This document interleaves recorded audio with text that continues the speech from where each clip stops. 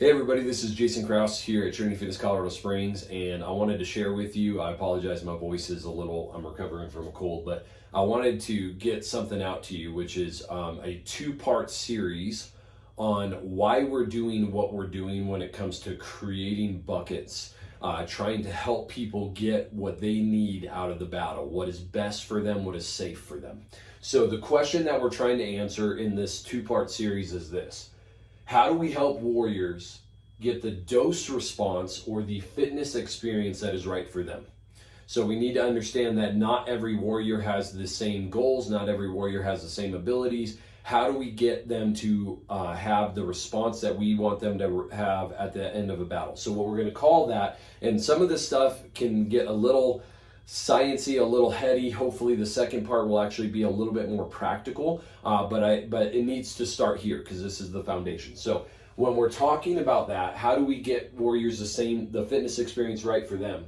The first answer is to understand how to get a dose response. What are the parts of a dose response? So when we say dose, what we mean is the stimulus, the experience, the feeling that you want them to feel. You know, when someone gets done with a heavy squat and they're like, that wasn't heavy for me, they miss the dose response, right? Like they're not growing under that weight.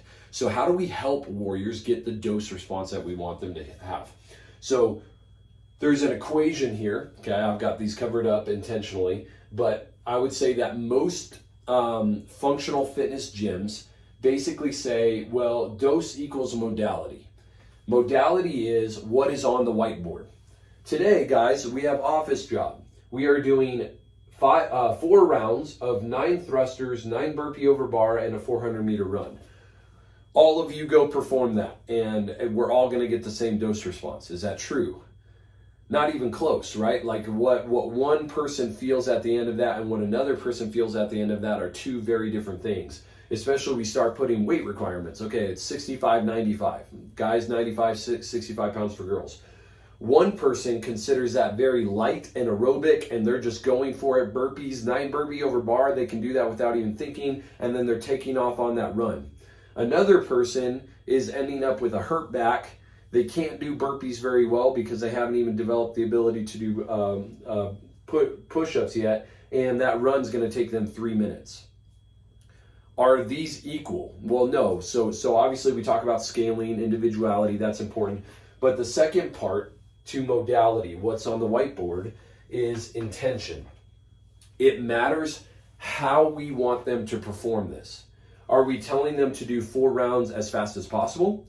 Are we telling them to do 4 rounds? You know, for instance, today, this is 4 rounds for pace, and they have 5 minutes to get it done in.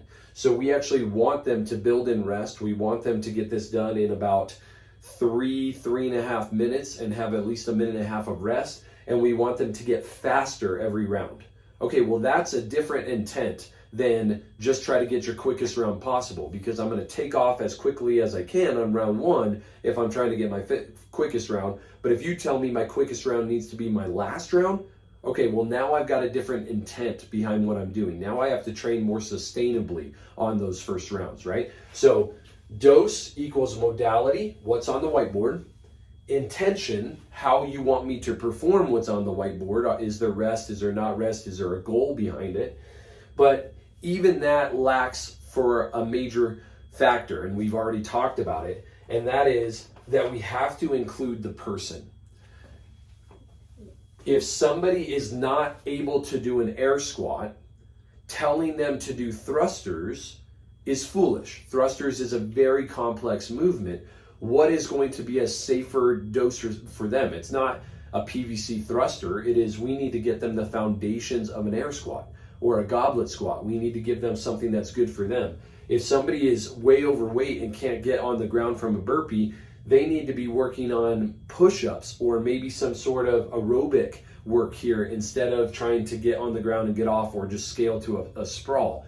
We have to understand a person's physical age. We have to understand their training age, how long they've been doing this. We have to understand their goals, their strength, their abilities. Now, what I'm not saying is that you as a trainer have to know this about each individual warrior. What I'm saying is that our programming has to be built in such a way that it factors in the person. That not all people are of the same training age, that not all people are at the same status. So they can look at the board and say, yeah, I don't think I should be doing thrusters today. It looks like your foundations movement is weighted squats or air squats. That's what I'm going to do today. And instead of 9 air squats is 18 air squats.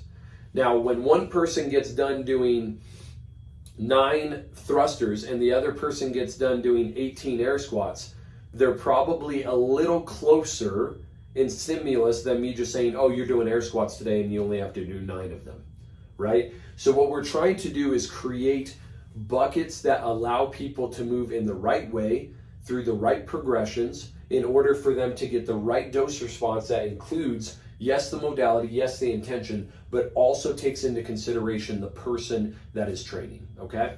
So we're gonna do a second part here to talk a little bit and bring some clarity around foundations, build, and advanced, and what those categories mean, and then the difference between those and just providing some scale up options for our warriors. So I really want to help you kind of separate and understand those. Ultimately, that is our goal, is to say, hey, we're going to create some buckets, we're going to create some scale up options or scale down options, so that each individual, as they come into the gym, this isn't the trainer saying, you do this, you do that, you do that. It's simply the trainer saying, hey, here's what's on the board.